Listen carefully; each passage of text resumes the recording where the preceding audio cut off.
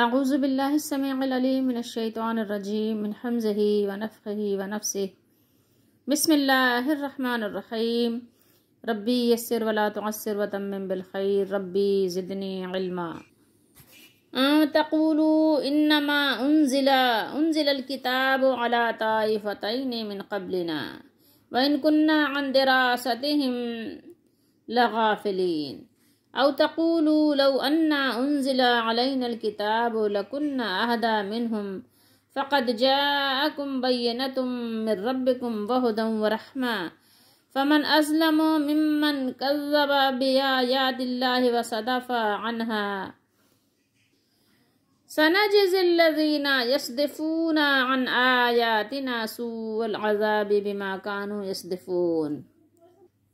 یہ دو آیات مبارکہ ہیں سورہ انعام کی 8واں سپارہ۔ ترجمہ تفسیر ابن کثیر سے ہے، تاکہ تم یہ نہ کہو کہ صرف ہم سے پہلے دو گروہوں، جو دو گروہ بڑے کون سے تھے، اہل یہود اور اہل نصارہ، پر کتاب نازل کی گئی تھی اور بے شک ہم تو ان کے پڑھنے پڑھانے سے بے خبر تھے، یعنی ان چیزوں کے جو اللہ کی طرف سے ہیں، ایسی کتابیں ہیں، کیونکہ یہ امیین تھے، ان کے پاس اس سے پہلے اللہ کی طرف سے کوئی کتاب نازل نہیں ہوئی تھی، تو ہم تو یعنی اللہ کی کتابیں پڑھنے پڑھانے سے بے خبر تھے، بے پڑھے لکھے تھے، ہمارے پاس کوئی کتاب نہیں تھی۔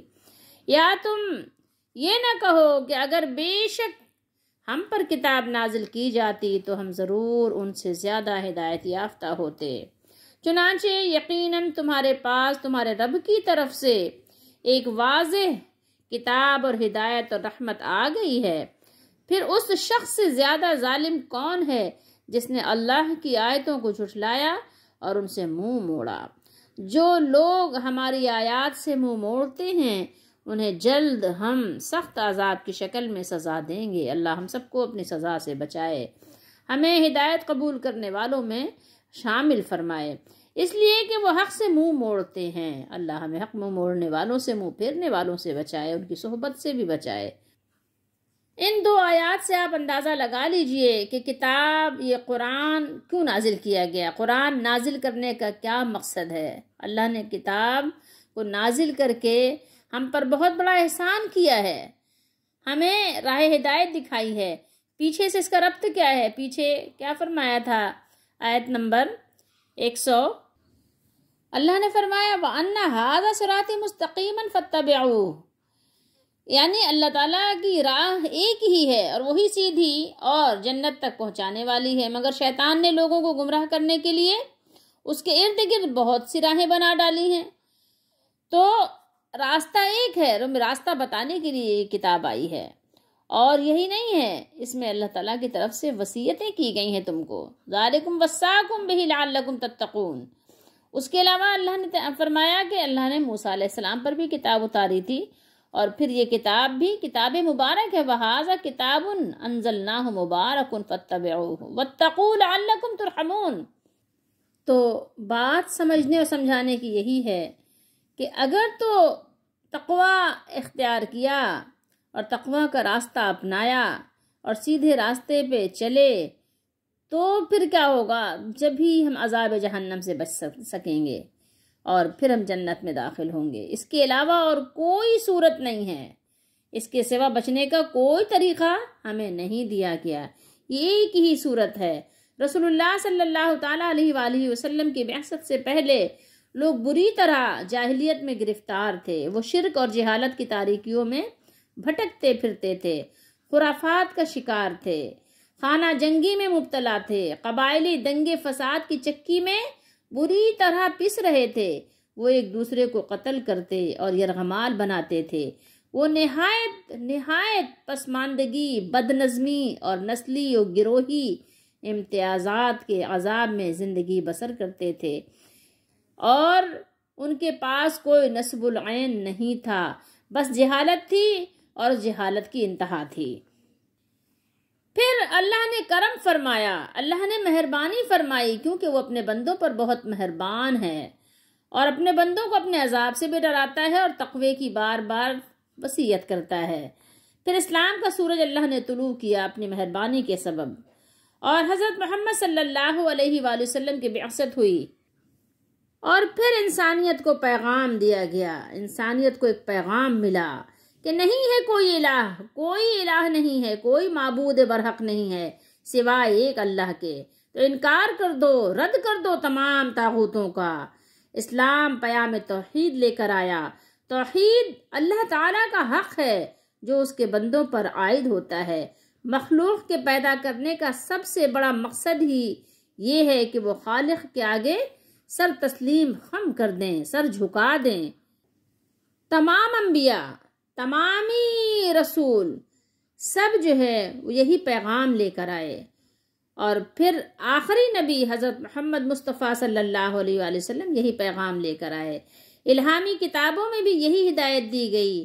اسی کی تبلیغ کے لیے علم جہاد بلند کیا گیا کہ اپنے مالک کو پہچانو، کوئی اور غرض و غایت نہیں ہے، کوئی اور مقصد نہیں ہے، صرف انسانیت کو اس کے مالک تک پہنچانا مقصد ہے۔ اپنے مالک کو پہچان لو اور بس، اور تم سے کوئی تقاضا نہیں ہے، اور تم سے کوئی مقصد نہیں ہے، بس صرف ایک مقصد ہے کہ جس نے تم کو پیدا کیا ہے اس مالک کو پہچان لو۔ اتنا جو ہے اپنے اوپر، اپنے حال پر رحم کرو کہ اپنے مالک کو پہچان لو، اپنے خالق کو پہچان لو، جو تمہیں رزق دیتا ہے، رازق ہے، اس کو پہچان لو۔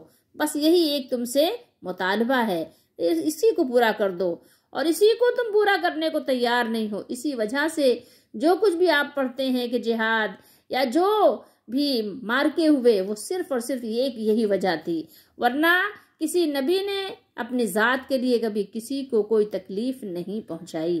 یہ آپ جتنی چاہیں تاریخیں اٹھا کر، جس کی چاہیں تاریخ اٹھا کر پڑھ لیں، آپ کو کبھی بھی ایسا کوئی بھی ایک واقعہ نہیں ملے گا کہ کسی نبی نے علیہ الصلاۃ والسلام اپنی ذات کے لیے کسی سے کوئی انتقام لیا ہو۔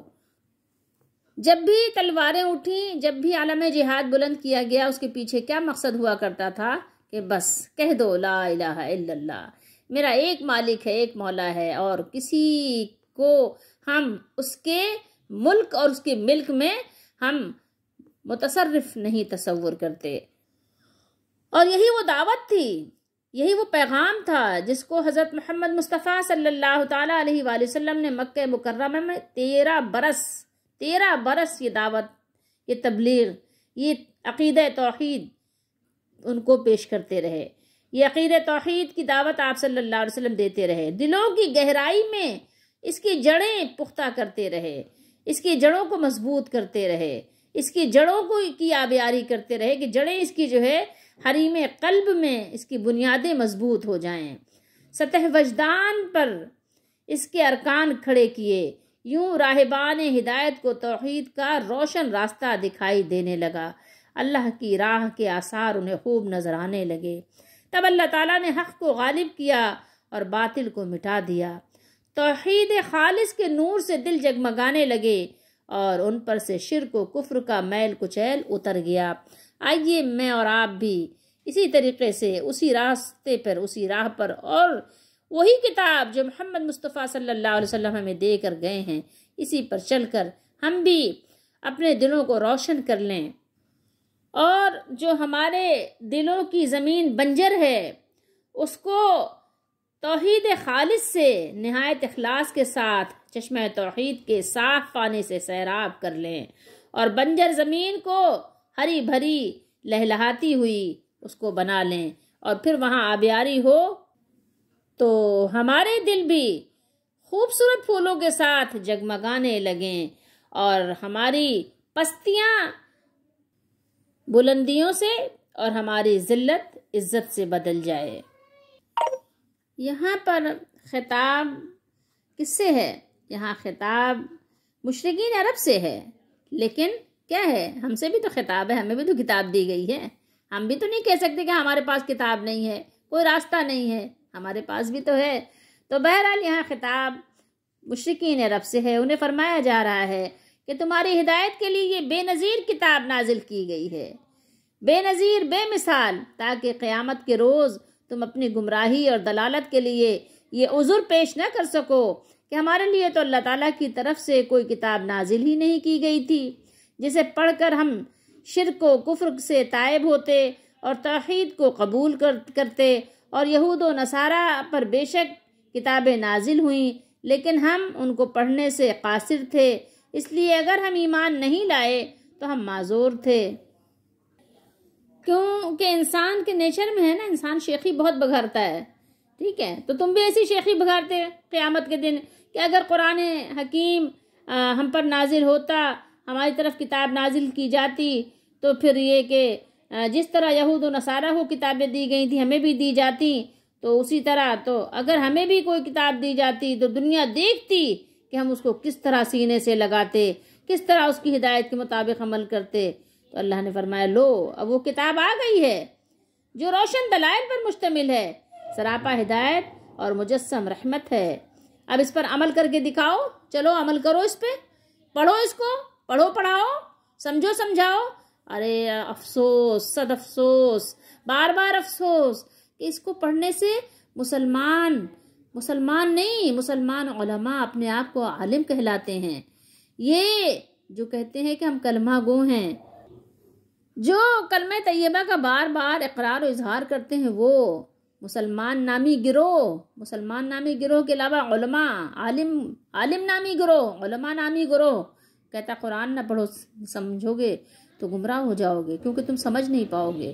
اللہ نے ان کو بھیجا تھا جو امی تھے، جن کے پاس یعنی اس سے پہلے کتاب ہی نہیں تھی، جو پڑھنا پڑھانا جانتے ہی نہیں تھے، ان کو اللہ نے علامہ بنا دیا۔ تو یہی بات اللہ تعالیٰ نے یہاں ارشاد فرمائی ہے، تاکہ تم یہ نہ کہہ سکو کہ ہماری طرف تو کوئی کتاب آئی ہی نہیں۔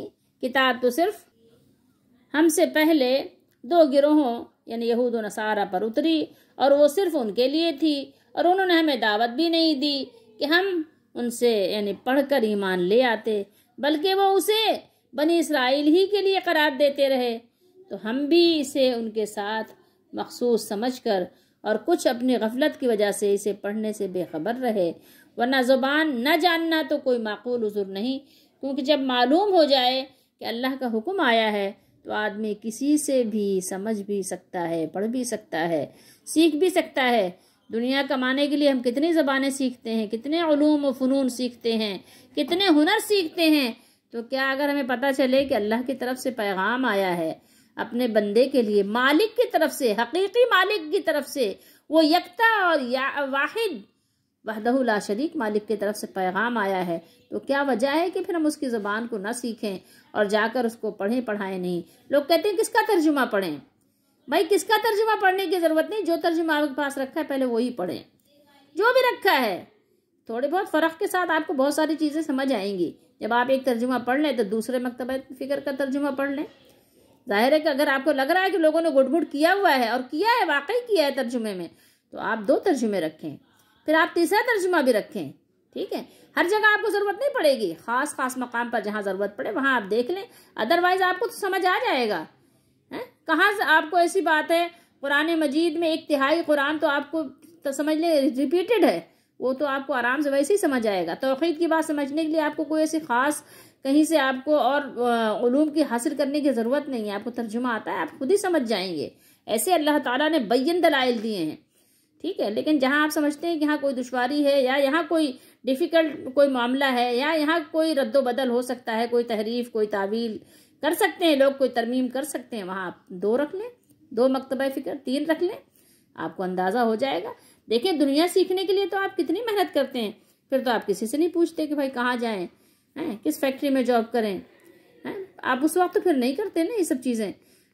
کہاں میٹنگ ہے، کس ملک میں جانا چاہیے، آپ فوراً ویزا لیتے ہیں، آپ خود سارے معلومات کرتے ہیں، تمام امبیسیوں میں آپ چکر لگاتے ہیں، کہاں جانا ہے، کیا کرنا ہے، کیا ہمارے لیے بہتر ہے، سب آپ کر لیتے ہیں، کیونکہ آپ کو پتہ ہے نا کہ یہاں محنت کرنا ہمارے لیے کیا ہے، پوری زندگی کے لیے ظاہر سکون ہے۔ تو یہ جو زندگی ہے جس کے لیے آپ اتنی کوشش کر رہے ہیں، اس زندگی سے بہت زیادہ طویل وہ زندگی ہے جو قبر میں گزرنی ہے، اور پھر قبر سے زیادہ طویل زندگی آپ کی حشر کی ہے، اور پھر اس کے بعد آپ کی جو زندگی ہے وہ تو ہمیشہ ہمیش کی ہے، یا تو جنت ہے یا جہنم ہے۔ سوچئے اس کے لیے کیا آپ اتنا وقت نہیں نکال سکتے؟ دنیا کے لیے ہو تو آپ چھوٹے سے بچے کو آپ اسکول بھیج دیتے ہیں، آپ ذرا بھی تردد نہیں کرتے کہ بچے کو سردی لگے گی، گرمی لگے گی، پریشان ہوگا، نیند نہیں پوری ہوئی، رات دیر سے سویا تھا، لیکن نہیں، آپ چھٹی بھی نہیں کراتے، وین لگا دیتے ہیں، خود چھوڑ کر آتے ہیں، رکشے میں چھوڑ کر آتے ہیں، گاڑی میں چھوڑ کر آتے ہیں، لے کر آتے ہیں، کتنی ڈیوٹی آپ انجام دیتے ہیں ایک بچے کے لیے، اور یہی نہیں، یہ کتنے سال انجام دیتے ہیں، کتنے سال تک آپ محنت و مشقت کرتے ہیں کہ اس کی دنیا اچھی ہو جائے، اس کی دنیا بن جائے.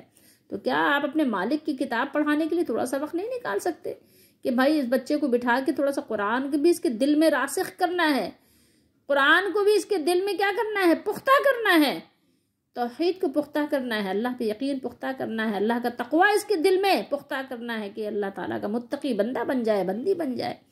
کیا اس کے لیے آپ کے پاس وقت نہیں ہے؟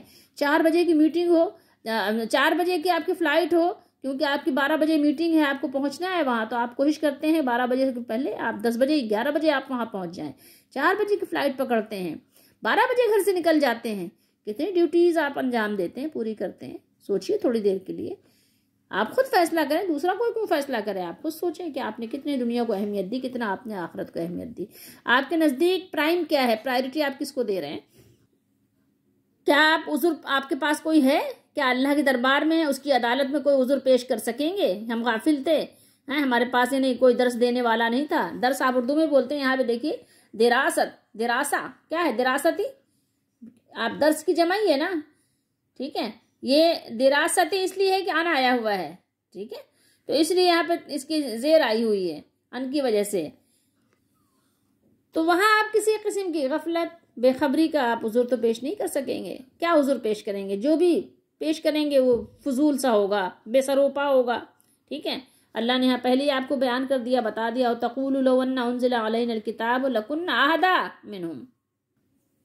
تو اب کوئی عذر پیش نہیں کر سکتے کہ کوئی عذر آپ پیش کر سکیں کہ بھائی ہم معذور تھے، ہم کیا کرتے ہیں. بینہ تمہارے پاس موجود ہے، یہ دیکھو بینہ تم من ربکم، تمہارے رب کی طرف سے تمہارے پاس بینہ ہے، ہدایت ہے، رحمت ہے. قرآن ہدایت بھی ہے، رحمت بھی ہے، شفا بھی ہے، نور بھی ہے، روشنی بھی ہے، سکون بھی ہے، یہ سکینہ بھی ہے، روشن دلیل بھی ہے.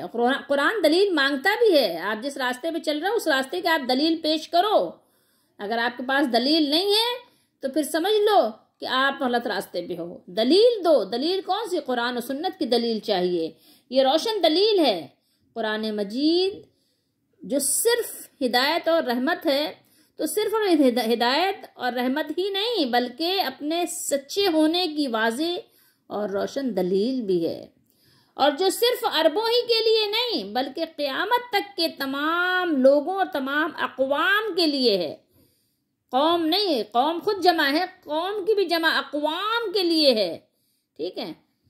اور وہ کسی سے عربی پڑھ کر اللہ کے احکام معلوم کر سکتے ہیں، ٹھیک ہے. ایسا نہیں ہے کہ وہ اس کی صلاحیت نہیں رکھتے کہ کوئی اور زبان سیکھ سکیں.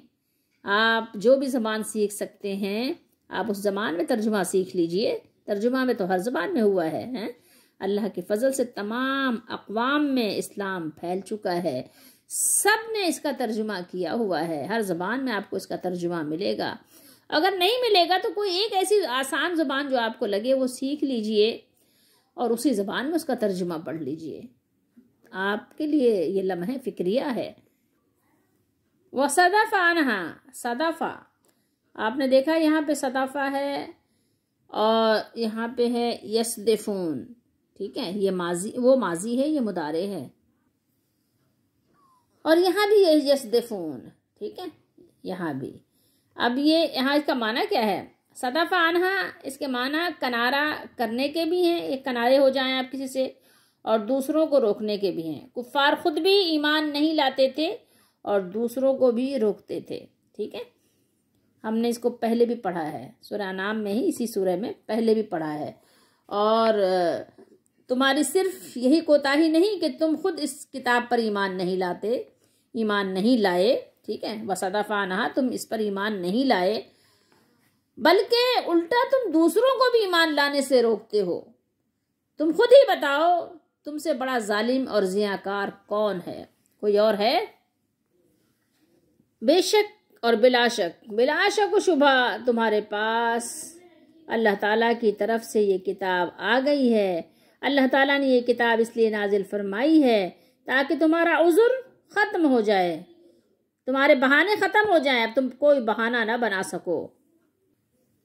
اس کتاب کی موجودگی میں، اس کتاب کے ہوتے ہوئے رسول اللہ صلی اللہ علیہ وسلم کے طریقے اور آپ کی سنت، آپ کی احادیث کی موجودگی میں کوئی یہ نہیں کہہ سکتا کہ ہم تو بے خبر تھے، ہمیں تو معلوم ہی نہیں تھا کہ زندگی کیسے گزارنی ہے، عمل کیسے کرنا ہے، سیدھے راستے پہ کیسے چلنا ہے، ہمیں تو معلوم ہی نہیں تھا کہ پردہ بھی کوئی چیز ہے، ہمیں تو معلوم ہی نہیں تھا کہ مکس گیدرنگ، خلط ملط، یہ سب نہیں ہونا چاہیے، اختلاط نہیں ہونا چاہیے، ہمیں تو معلوم ہی نہیں تھا۔ کوئی یہ نہیں کہہ سکتا آپ بے خبر نہیں ہو۔ آپ یہ عذر بھی نہیں دے سکتے، یہ بہانہ بھی نہیں کر سکتے کہ ہم اسے سمجھنے سے قاصر ہیں، ہم اس سمجھتے نہیں کیونکہ یہ ہماری زبان نہیں ہے، ٹھیک ہے، اس کی زبان مختلف ہے، ہماری زبان مختلف ہے، یہ اردو سے بہت ملتی جلتی ہے اور آپ کو سب کو تقریباً اردو آتی ہے، ٹھیک ہے، انگلش والوں کو انگلش آتی ہے، انگلش میں بھی ترجمے موجود ہیں، کوئی یہ نہیں کہہ سکتا، کوئی غفلت کا بہانہ نہیں بنا سکتا، ٹھیک ہے، آپ یہ نہیں کہہ سکتے کہ ہم اس سے غافل اور اپنے کاموں میں مشغول تھے، ہمارے پاس چھوٹے چھوٹے بچے تھے، ہمیں روزگار کا ایک دھڑکا لگا رہتا تھا۔ نہیں، آپ کو روزگار کا دھڑکا لگا ہے تو قبر کا دھڑکا کیوں نہیں لگا؟ موت کا کیوں نہیں لگا؟ موت کے جھٹکوں کا آپ کو خیال کیوں نہیں آیا؟ کب آئے گا خیال؟ جب موت سر پہ آگے کھڑی ہو جائے گی، جب پھر اس میں خیال آنے کا کیا فائدہ ہوگا؟ بتاؤ نا، سوچو تھوڑی دیر کے لیے، سوچو، اگر ہم پر بھی کتاب نازل ہوتی تو ہم ان لوگوں کی نسبت کہیں سیدھے رستے پر ہوتے ہیں۔ ہم نے تمہاری اس بات کو بھی ختم کر دیا کہ اگر ہم پر بھی کتاب نازل ہوتی جو ان پر نازل ہوئی تھی تو ان کی نسبت ہم زیادہ ہدایت یافتہ ہوتے۔ تو اللہ تعالیٰ نے بھیج دی کتاب، بھیج دی۔ فَقَدْ جَاءَكُمْ، جَاءَ کا معنی کیا ہوتا ہے؟ آنا، ٹھیک ہے، اور یہ ماضی کا ہے چونکہ، تو یعنی آ گئی وہ چیز یا آ چکی، ٹھیک ہے، یہاں ہے نا آ گئی ہے، آ چکی ہے کتاب، اس لیے جا یا جیو، جا یا جیو مضارع ہے، یہ ماضی ہے۔ فقط جاءکم بینہ، چنانچہ یقیناً تمہارے پاس تمہارے رب کی طرف سے دلیل، ہدایت اور رحمت آ گئی ہے، تمہارے پاس اللہ تعالیٰ کی طرف سے محمد صلی اللہ علیہ وآلہ وسلم کی زبانی قرآن عظیم آ گیا ہے، جس میں حلال و حرام کے احکام بھی ہیں۔ یہ جا جو ہے کیا ہے؟ یہ مذکر ہے، اس کا جمع جاؤ آتا ہے، جیسے آپ پڑھتے ہیں نا اذا جا۔ ہمارے اور آپ کے لیے کیا حلال ہے کیا حرام ہے، اس میں حلال و حرام کے احکام بھی ہیں، اس میں دلوں کے لیے ہدایت رہنمائی کا نور بھی ہے، اور جو اللہ تعالیٰ کی طرف سے اپنے ان بندوں کے لیے سراپا رحمت بھی ہے جو اس کی پیروی کرتے ہیں اور اس کے احکام کی اطاعت بجا لاتے ہیں۔ فمن ازلم ممن کذب بآیات اللہ وصدف عنہا، تو کون زیادہ ظالم ہے، اس سے بڑھ کر ظالم کون ہوگا جو اللہ کی آیتوں کی تکذیب کرے، جھٹلائے، انکار کرے اور ان سے منہ موڑے۔ رسول اللہ صلی اللہ علیہ وآلہ وسلم جس چیز کو لے کر تشریف لائے ہیں اس سے فائدہ نہ اٹھائے۔ آپ صلی اللہ علیہ وآلہ وسلم کو جس چیز کے ساتھ مبعوث کیا گیا ہے، بھیجا گیا ہے، اس کی پیروی نہ کرے اور نہ اس کے سوا دیگر چیزوں کو ترک کرے، بلکہ دوسرے لوگوں کو بھی اللہ تعالیٰ کی آیات کی پیروی سے روکے، اس سے بڑا ظالم کون ہوگا۔ یہاں ہم نے 2 آیات تلاوت کی ہیں، 156 157۔ اس میں اپنے لیے آپ سبق نکالیں کہ آپ کا اس میں سبق کیا ہے، ہمارے لیے اس میں سبق کیا ہے۔ یہ آیات ہمیں بتاتی ہیں کہ کسی قوم یا کوئی معاشرہ یا فرد کی کامیابی اور ناکامی کا دار و مدار اس کے عقائد و نظریات پر ہوتا ہے۔ آپ کا اگر عقیدہ مضبوط ہے، صحیح ہے، آپ کے عقائد و نظریات بالکل درست ہیں، یا کوئی بھی قوم، جو بھی قوم اپنے نظریات و افکار میں پختہ ہو وہی کامیاب ہوتی ہے۔ اگر عقائد و نظریات مستحکم اور صحیح ہوں تو دین و دنیا دونوں کی کامیابی مقدر ٹھہرتی ہے، نصیب ہوتی ہے۔ اور اگر آپ کے عقائد، آپ کا عقیدہ، آپ کا نظریہ، آپ کے نظریات میں کیا ہو، اس میں ہی آپ کے ڈھلمل یقینی ہو، وہ متزلزل ہو، تو پھر متزلزل قوم دنیا میں بھی ناکام ہوتی ہے اور آخرت میں بھی نامراد۔ یہی وجہ ہے کہ تمام انبیاء کرام علیہم الصلاۃ والسلام نے سب سے پہلے لوگوں کے عقائد و نظریات کی اصلاح کی، اور اسلام نے بھی عقائد پر بہت زور دیا ہے اور پختہ عقائد کے بغیر اسلام کو نفاق کے درجے میں رکھا ہے۔ جس کا عقیدہ پختہ نہیں ہے، جو ڈھلمل یقین ہے، وہ یقیناً کہیں نہ کہیں سے نفاق کے درجے میں ہے، یا تو وہ پکا منافق ہوتا ہے یا تو منافقوں کی صفت سے دوچار ہوتا ہے۔ رسول اللہ صلی اللہ علیہ وآلہ وسلم نے 13 برس 13 سال مکی زندگی میں لوگوں کے عقیدے، لوگوں کے نظریے درست کیے، اور اسی پر آپ نے بہت زور دیا، اور اللہ تعالیٰ کی طرف سے بھی یہی حکم تھا۔ آپ دیکھیں، آپ پڑھیں، آپ کو پتہ چلے گا کہ آپ کو اسلامی تاریخ، قرآن و حدیث کی روشنی میں آپ کو پتہ چلے گا کہ نماز، روزہ، حج، زکوٰۃ، اتنے بڑے بڑے جو اسلام کے کہنے چاہیے کہ بنیادی ارکان ہیں، 5 اسلام کے جو بنیادی ارکان ہیں اور بہت بڑے ہیں، بہت ضروری اور اہم ہیں، ان کو آپ اگر غور کریں گے تو پتہ چلے گا کہ یہ مدینہ طیبہ میں جا کر شروع ہوتے ہیں۔ ایسا ہی ہے نا، کیونکہ جب تک آپ کا عقیدہ صحیح نہیں ہوگا، آپ کا نماز پڑھنا کیا فائدہ دے گا؟ قرآن میں ہی تو اللہ نے فرمایا نا کہ آپ کا منہ مشرق کی طرف کر لینا یا مغرب کی طرف کر لینا تو کوئی اصل بڑی نیکی نہیں ہے نا، کہ ہاں آپ نے مشرق کی طرف منہ کر کے نماز پڑھا یا مغرب کی طرف منہ کر کے نماز پڑھا۔ اصل نیکی کیا بیان کی؟ سب سے پہلے ایمان لانا ہے۔ آپ کا پہلے ایمان، یقین تو مضبوط ہو کہ ہمارا ایک رب ہے، ہمارا ایک مالک ہے۔ جب تک کہ آپ کا اس پر ایمان نہیں ہوگا، اس نے یہ کتاب بھیجی ہے، جب تک کہ آپ اس پر ایمان پختہ نہیں رکھیں گے، یقین کامل نہیں ہوگا، تو ظاہر آپ کا سارا عمل بھی بیکار ہو جائے گا نا، سارے عمل کی بنیادی آپ کی غلط ہو جائے گی۔ اس لیے بہت زیادہ زور دینا چاہیے کہ ہمارا عقیدہ درست ہو، ہمارا ایمان مضبوط ہو، ہمارا یقین کامل ہو۔ تو اس کے لیے ہمیں مسلسل جد و جہد بھی کرنی ہے، کوشش بھی کرنی ہے کہ عقائد و افکار میں بنیادی چیز کیا ہے؟ وہ توحید ہے، توحید باری تعالیٰ ہے۔ وہ اس طرح کہ بندے کے ذہن میں اپنے خالق، مالک، معبود و مسجود کا صحیح اور حقیقی تصور بیٹھ جائے، مضبوط ہو جائے۔ خالق کی عظمت، بزرگی اور مخلوق کی بے بسی کی حقیقت جب انسان یا کسی انسان پر ظاہر ہو جاتی ہے یا عیاں ہو جاتی ہے تو وہ پھر آگ میں بھی کودنا اس کے لیے کوئی مشکل نہیں ہوتا، بلکہ وہ اعزاز سمجھتا ہے۔ آپ دیکھ لیں ابراہیم علیہ السلام کا کیا تھا؟ ایمان ہی تو تھا، یقین ہی تو تھا کہ جو وہ آگ میں بھی کود جانے کو انہوں نے ذرا بھی حیل و حجت یا کوئی بہانہ نہیں کیا، بلکہ کود جانے کو اعزاز سمجھا اور کود گئے۔ وہ قرآن کیا بتاتا ہے کہ وہ آگ میں بھی کود جاتے ہیں، اور فرعون سے ٹکرا گئے موسیٰ علیہ السلام۔ کوئی معمولی بات تھی فرعون سے ٹکرانا؟ انہوں نے اس کے لیے بھی کہا تو صحیح کہ مجھے خوف ہے، لیکن اللہ نے فرمایا کہ نہیں، تم ڈرو نہیں، تو چلے جاتے ہیں وہاں پر، فرعون سے بھی جا کر ٹکر لے لیتے ہیں۔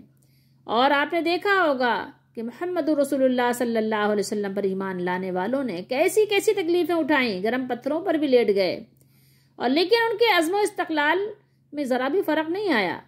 ان کے عزم و استقلال کو وہ گرم گرم ریت، گرم گرم پتھر، گرم گرم سلیں متزلزل نہیں کر سکے۔ تو آپ دیکھیں، پڑھیں، قرآن و حدیث کی تاریخ گواہ ہے کہ 13 سال کے عرصے میں تیار ہونے والے گنے چنے افراد نے تاریخ کا دھارا بدل دیا، اور آئندہ سالوں میں ہونے والی اسلامی جتنی بھی فتوحات ہیں اس میں ان لوگوں نے قائدانہ کردار ادا کیا، جن کے عقائد و نظریات چٹانوں سے بھی زیادہ مستحکم تھے، اتنے مضبوط تھے۔ خود اللہ تعالیٰ نے فرمایا سورہ صف میں کہ وہ جیسے سیسا پلائی ہوئی دیوار کی طرح ایک ایسے صف میں کھڑے ہوتے تھے کہ پرندے بھی ان پر آ کے بیٹھ جائیں۔ قرآن و حدیث میں یہ باتیں موجود ہیں، تو آپ غور کریں۔ اللہ تعالیٰ ہم سب کو سمجھنے کی توفیق دے کہ ہم قرآن و حدیث کو صحیح طریقے سے سمجھیں اور اس پر یقین کامل رکھیں، اور آخرت کی زندگی کو ترجیح دیں، آخرت کے عیش کے لیے کوشش کریں۔ سارا کچھ اپنا جو یعنی مزے کا ہے معاملہ یا مزہ حاصل کرنا ہے وہ دنیا ہی تک محدود نہ رکھیں۔ لیکن سب سے زیادہ افسوس کی بات یہ ہے کہ اگر آپ دیکھیں تو ہمارا عقیدہ بہت کمزور ہو گیا ہے۔ عقیدہ توحید کی کمزوری ہی اس امت کا سب سے بڑا مرض ہے، اور ہمارے جو یعنی حالات حاضرہ میں آپ غور کریں تو سب سے بڑا مرض اور سب سے بڑے مریض ہم اسی بات کے ہو گئے ہیں، جس کی وجہ سے جو موجودہ حالات ہیں ہم دیکھیں تو ہمارے یعنی اکثر لوگ ایسی جگہ آ کے کھڑے ہو گئے ہیں کہ آپ کو یہ اندازہ لگانا مشکل ہو جائے گا کہ ایک مسلمان اور ایک غیر مسلم کے عقائد و نظریات میں کیا فرق ہے. اب آپ کو اس کا اندازہ لگانا بہت مشکل ہو گیا ہے. ہمیں اپنے آپ کو دین میں مضبوط اور کامل کرنے کے لیے قرآن کی ہی طرف آنا پڑے گا. قرآن کو پڑھنا ہی پڑے گا، قرآن کو سمجھنا ہی پڑے گا اپنی دنیا اور آخرت کو بنانے کے لیے، اپنے مالک کو راضی کرنے کے لیے. اور جو لوگ یہ کہتے ہیں کہ قرآن پڑھ کر کوئی گمراہ ہو جائے گا، قرآن پڑھ کر کوئی بہک جائے گا، قرآن پڑھ کر کوئی بھٹک جائے گا، کوئی قرآن پڑھ کر کوئی راہ راست سے ادھر ادھر ہو جائے گا، یا قرآن پاک پڑھ کر کسی کو یعنی گمراہی میں مبتلا ہو جانے کا یا یہ کہ بھٹک جانے کا اندیشہ ہو جائے گا، تو یہ سب باتیں بے بنیاد اور فضول ہیں. قرآن پڑھ کر کوئی نہیں بھٹکتا.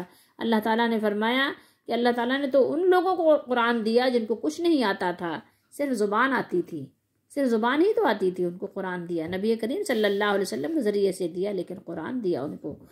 تو نبی کریم صلی اللہ علیہ وسلم نے کہیں پر ان کو یہ نہیں منع کیا کہ دیکھو خود نہ پڑھنا، بلکہ آپ تو باقاعدہ ان کو سکھا دیتے تھے کچھ آیات اور کہتے تھے جاؤ اپنے قوم کو تبلیغ کرو، اپنے قوم کے لوگوں کو بتاؤ، اپنے قوم کے لوگوں کو جگاؤ. تو قرآن پڑھیں اور اس کا ترجمہ پڑھیں. بغیر اس کو یعنی سمجھے آپ کیسے سمجھ پائیں گے کہ اللہ نے کیا فرمایا ہے؟ الحمدللہ آپ زبان سے کہہ تو دیں گے، کوئی آپ سے پوچھے گا کیا حال ہے، آپ کہیں گے الحمدللہ، لیکن آپ کو پتہ ہی نہیں ہے کہ یہ کتنی عظیم الشان، یہ بزرگی والی تسبیح ہے اللہ کی. الحمدللہ آپ اللہ کی حمد کر رہے ہیں، اس کی آپ حمد بیان کر رہے ہیں، سبحان اللہ، آپ اس کی تسبیح بیان کر رہے ہیں، آپ اس کی پاکی بیان کر رہے ہیں، لیکن آپ کو پتہ ہی نہیں ہوگا.